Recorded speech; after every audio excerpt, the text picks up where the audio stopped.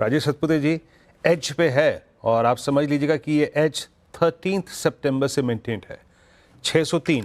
इसकी 610 की कॉल रखिएगा स्क्रीन पे 603.30। कैसे रीड कर रहे हैं? क्या मार्क पकड़ना चाहिए इसको यहाँ पे? ग्रेन्यूल्स की कौन सी कॉल बोली आपने? 630 की? 610 610 चेक कर 610। रहा। 610 ओके, वो भी चेक करता हूँ। 17 रुपए पे है। देखिए विनीत जी, ग्रेन्यूल्स मेरे रडार पे था, सुबह भी था। पता नहीं दिमाग से हट गया है लेकिन जिस तरह से इसका पैटर्न पैन आउट है, मुझे लगता है एक बेहतरीन कॉल है। आपने अच्छा पकड़ा। 600 के ऊपर क्लियर कट ये बाय साइड का ट्रेड बनता है और मुझे लगता है कि एक तो इसमें मोमेंटम अच्छा होता है, हाई बीटा है। तो मुझे लगता है इसका इंट्राडे का टारगेट कम से कम 625 630 लेके काम करे। रही बात ऑप्शंस की, तो देखिए 610 का कॉल ऑप्शन 17 रुपए पे मिल रहा है। इसे बाय करें, स्टॉप लॉस 12 का रखे और स्विंग का इसका टारगेट सेट करे करीबन 28 से 30 का फॉर द डे। 2 मिनट में एग्जैक्टली मैं आपको बताऊंगा कि क्यों आज पेट्रोनेट में इस तरीके की गिरावट आ रही है। थोड़ा ग्राफिक बन जाने देते हैं उसके बाद, लेकिन उससे पहले कुछ और स्टॉक्स देख लेते हैं। L&T फाइनेंस जो मानस के पिक थी, अच्छे मूव्स आ रहे हैं इसमें। और उसके अलावा एक तो और स्टॉक्स देखते हैं एक बार ज़रा। इंटरडे रखिए प्लीज़। इंटरडे में ज़्यादा समझ में आएगा, ये सब 1 महीने के चार्ट में कुछ समझ नहीं आएगा, क्योंकि ये जो बार है वो आज की ग्राफ ज़रूरी है उसमें। ये देखिए, ये स्टॉक अब डे हाई पर आया। यूपीएल में थोड़े से मूव्स आ रहे हैं डे हाई पर। यूपीएल इस समय आपको ट्रेड करता हुआ दिखाई देगा। राजेश सतपुते जी, एक बार यूपीएल देखिए ज़रा, कोई ट्रेड रहेगी क्या यहाँ पर? अनुज जी, देखिए आर्ली चार्ट पे अगर आप देखें तो लगता है कि आज इसमें एक रिलीफ रैली मिलेगी, जिसका टारगेट करीबन 5 से 25, 525 से 530 का होगा। 530 अगर निकले तो फिर मुझे लगता है यहाँ पे स्ट्रेंथ और बनेगी। इन दैट केस 550 का टारगेट अनफोल्ड होगा। तो इनिशियली 525 530 का रेंज का टारगेट होगा, 550 सेकंड टारगेट होगा। बाय करिए यूपीएल, स्टॉप लॉस होगा 500। ओके, चलिए देखिए, एक बार पेट्रोनेट को रिविजिट करते हैं। सिटी ने यहाँ पर एक बिकवाली की सलाह दी है और 310 का प्राइस टारगेट लेकर आए हैं। ये एक रीज़न है जिसकी वजह से ये स्टॉक जो है इसमें वीकनेस आ रही है। और जो सिटी कारण बता रहा है वो कारण ये है कि जो PNGRB है, जो बेसिकली रेगुलेटरी बॉडी है इस स्पेस की, petroleum natural gas regulatory body जो है, उसने एक रेगुलेटरी फ्रेमवर्क की बात कही है। जो LNG import terminals tariff charge करते हैं उसको भी इंक्लूड करने की बात की गई है फेयर प्राइसिंग के लिए। और स्पेसिफिकली उन्होंने नाम लिया है पेट्रोनेट LNG का for profiting immensely at the cost of gas consumers. ये काफ़ी नेगेटिव चीज़ें बोली जा रही हैं इसके ऊपर। और दहेज गैस टैरिफ को के ऊपर और बेनिफिट पास ना करने का उन्होंने बात की। ये सारी की सारी सिटी कह रही है। देखिए, सिटी कह रही है ये सब चीज़ें। और इसके लिए सिटी ने एक 90 डे का नेगेटिव कैटलिस्ट ओपन किया है पेट्रोनेट LNG पर, और सेल की रेटिंग के साथ 310 रुपये का प्राइस टारगेट लेकर आए हैं। ये तो अब वो चीज़ समझ में आ रही है कि एकदम से ये स्टॉक जो गिरा ना वीरू, क्यों गिरा? क्योंकि ये एक ऐसा नहीं कि सिर्फ एक ब्रोकरेज रिपोर्ट आई इसके लिए स्टॉक गिरा।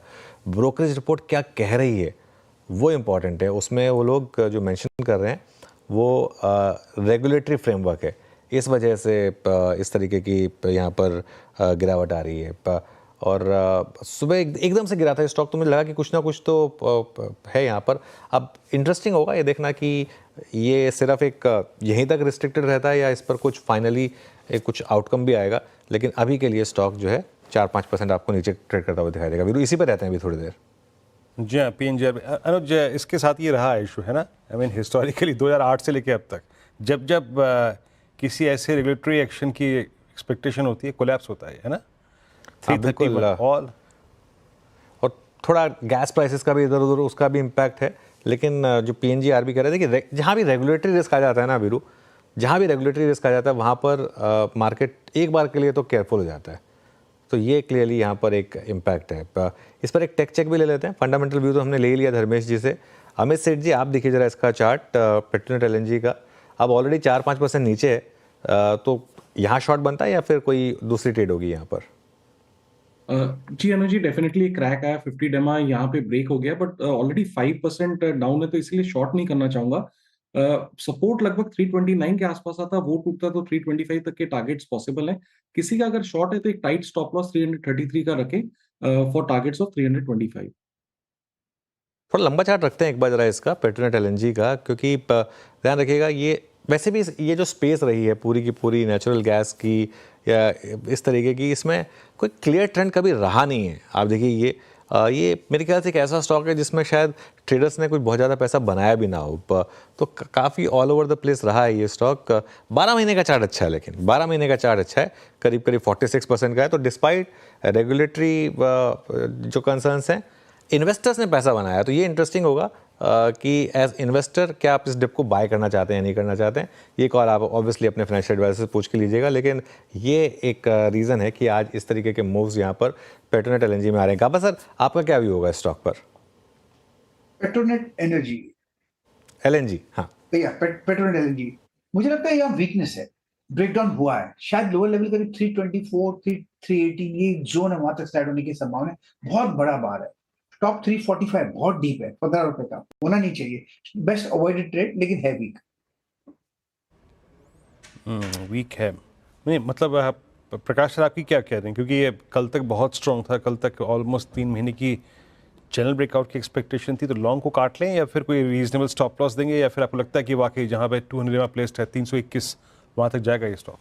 लॉन्ग को काट देना चाहिए। उसका रीजन ये है, करीब 3 हफ्तों से अपर रीजन्स में सेलिंग था, साइडवेज जोन था, लेकिन सेलिंग अराउंड 340-45 के आसपास था, तो लॉन्ग को तो काट देना चाहिए। ये अपमूव गिला है, लेकिन वहां पर रेसिस्टेंस बहुत ही था, इसलिए I think exit Petronet energy. Energy exit आपकी स्क्रीन पे डे लो पर आके ट्रेड करता हुआ इस एग्जिट एज ऑफ नाउ, और कंप्लीट क्लियर आप देखेंगे जो कैंडल है ना वो रिवर्सल के संकेत देती हुई। अच्छा, और कुछ स्टॉक्स जो अच्छा कर रहे हैं उसमें अभी तक हमको रिलायंस का वो एडवांटेज नहीं मिला, क्योंकि रिलायंस अभी भी वो जो 10 डे का जोन था वो पार नहीं कर पा रहा है। HDFC बैंक कुछ एफर्ट करता हुआ closer to I think 50 day exponential average. Ashish Bahti ji, HDFC bank पे आपका टेक इस वक्त डे हाई पर आके ट्रेड करता हुआ? अच्छा मोमेंटम देखने मिल रहा है, बट बैंक निफ्टी में जो लीड कर रहा है वो कोटक है, और हमें लग रहा है कि शायद अब इसमें भी फॉलो थ्रू बाइंग इंटरेस्ट देखने मिल सकता है HDFC बैंक में, तो खरीदारी की सलाह रहेगी। एक बेस फॉर्मेशन जरूर कंप्लीट हो गया HDFC बैंक में, तो 1760 का एक स्टॉप लॉस लगाकर यहाँ पोजीशन बनाई जा सकती है। ऊपर में हमें लगता है कि इसमें 1820 तक का लेवल देखने मिल सकता है।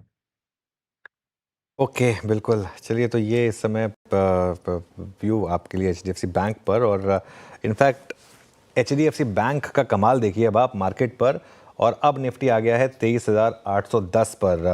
और ये बहुत मेरे ख्याल से कल से मार्केट जो घूमा है, कल वो ट्रेड ओपन हुई, कल हमने बात भी की थी कि आपको मार्केट ने शॉर्ट पे शायद ट्रैप किया हो और लॉन्ग की ट्रेड वर्क करेगी। कल क्लोजिंग में भी लॉन्ग ट्रेड कैरी करने की बात हुई थी निफ्टी पर, और अब करीब करीब 85 पॉइंट्स ऊपर। हम इसको रिफ्रेश करिए जरा, ये थोड़ा सा हमको मुझे लग रहा है हमारा डेटा इसको रिफ्रेश करिए। 23,823 पर आ गए हैं अब हम, करीब करीब 80 पॉइंट ऊपर। और अब देखिए जो पहला रेजिस्टेंस है वो हमारा था 23,850 से 23,950 का 200 डे सिंपल मूविंग एवरेज, और कॉल राइटर्स का जोन भी है यहाँ पर। और अगर ये इंटरेस्टिंग है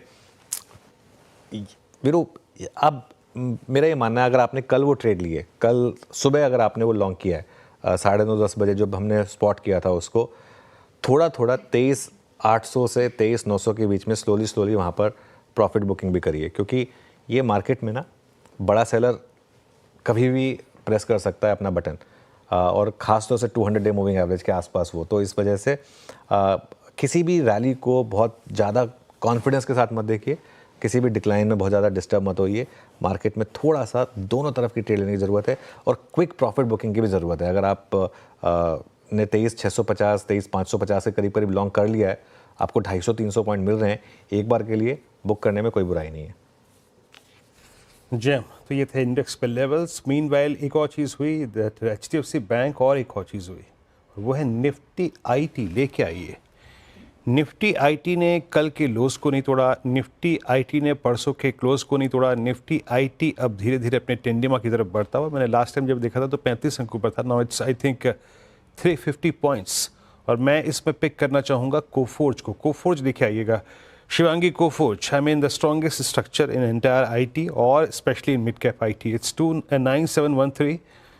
आज इस पे दाव खेलना चाहिए क्या, जिस प्रकार की स्ट्रेंथ निफ्टी IT दिखा रहा है इस वक्त?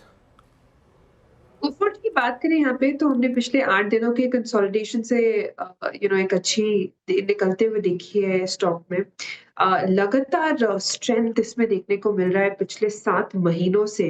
और यहाँ पे जिस तरह से अब आज ओपन इंटरेस्ट एडिशन हो रहा है, कल के एक हाई को भी निकालते हुए नजर आ रहा है, तो बिल्कुल ये स्टॉक में हम नजर रख सकते हैं। और नेक्स्ट अब जो टारगेट्स है वो अराउंड अबाउट 10,000 तक के बनते हुए दिख रहे हैं, तो उसके लिए हम एक स्विंग प्ले कर सकते हैं। 9500 के एक स्टॉक को हम ध्यान रखें।